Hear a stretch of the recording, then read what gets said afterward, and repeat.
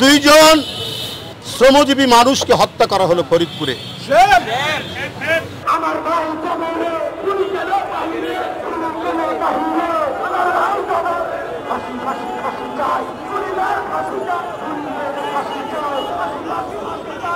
হত্যা করার পর এই সরকারি বাধ্য হয়েছে গ্রেফতার করতে। কাকে? এক চেয়ারম্যান, আওয়ামী লীগের লোক। প্রত্যেকটি জায়গায় সমস্ত দুর্বৃত্তপনা, সমস্ত রক্তপাত করছে এই সরকারের লোকজন। কারণ এদেরকে দিয়েই তো অন্যায় করানো হয়েছে, এদেরকে দিয়েই তো বিএনপির এবং গণতন্ত্রকামী মানুষের মিছিলের উপর আক্রমণ চালানো হয়েছে, এদেরকে দিয়েই এরাই গ্রামে গঞ্জে জনপদের পর জনপদে পুলিশকে বাড়ি চিনিয়ে দিয়েছে। এইটা বিএনপির লোকের বাড়ি, এটা যুবদলের বাড়ি, এটা ছাত্রদলের নেতার বাড়ি। এরা এখন আশকারা পেয়েছে বলে আমরা শেখ হাসিনার জন্য এত অবৈধ, এত অপকর্ম করলাম, আর আমরা অপকর্ম করলে শেখ হাসিনা আমাদেরকে ধরবে কেন? তাই তারা একটা অলিখিত ফ্রি লাইসেন্স পেয়ে গেছে মানুষ হত্যার, টাকা লুটের, টাকা পাচারের একের পর এক তারা এই কর্মকাণ্ড করছে। বাংলাদেশ ব্যাংকে সাংবাদিকদের যাওয়া নিষেধ, একটা অলিখিত ঘোষণা দিয়ে নিষেধ করা হয়েছে। কেন? ব্যাংকে কত টাকা চুরি হয়েছে, আর এই টাকা যারা লোপাট করেছেন তারা হয় এমপি ছিলেন বা আছেন, অথবা মন্ত্রী, অথবা আওয়ামী লীগের ঘনিষ্ঠ জন। এই তথ্যগুলো যাতে সাংবাদিকরা না পায়, ব্যাংক লুটের এবং দুর্নীতির চিত্র যাতে সাংবাদিকরা না পায়, এই কারণেই এই নিষিদ্ধ করা হয়েছে সাংবাদিকদের বাংলাদেশ ব্যাংকে।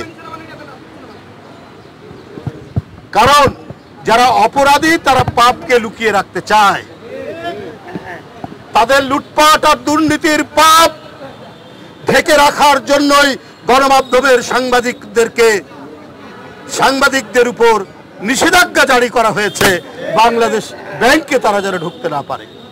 আমি এর তীব্র নিন্দা জানাই। এই হরিলুটের সরকার, এই মহাদুর্নীতির সরকার, এই মহাচোরদের লালন পালনের সরকার, এরা আর ক্ষমতায় থাকলে মানুষের ঘর বাড়ি বসত ভিটা এরা সব বিক্রি করে দেবে। আপনাদেরকে একটি ঘটনার কথা বলি।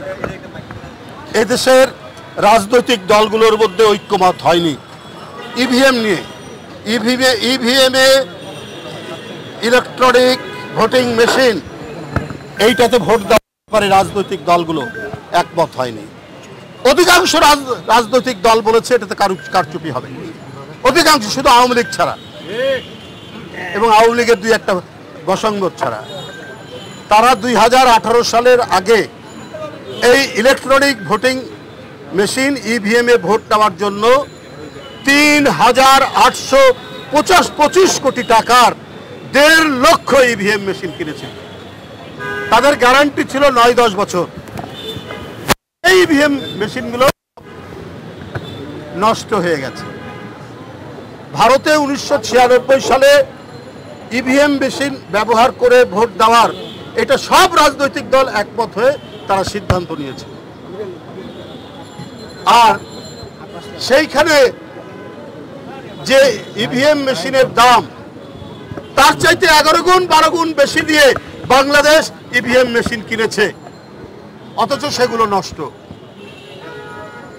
কারণ তারা যে ত্রুটিযুক্ত ইভিএম মেশিন নিয়ে তারা যে ভোট কারচুপি করবে, এখানে যদি ধরেন সবাই অংশগ্রহণ করত, কেউ যদি ধানের শীষের টিপ দিত, সেটাতে চলে যেত নৌকায়। এই কারসাজি যে ছিল এটা আবারও প্রমাণিত হলো। এইটা এক মহা দুর্নীতির বিরাট খনি। এই নির্বাচন কমিশন আর ইভিএম নিয়ে এই সরকার আর এই নির্বাচন কমিশন সেইখানে করেছে।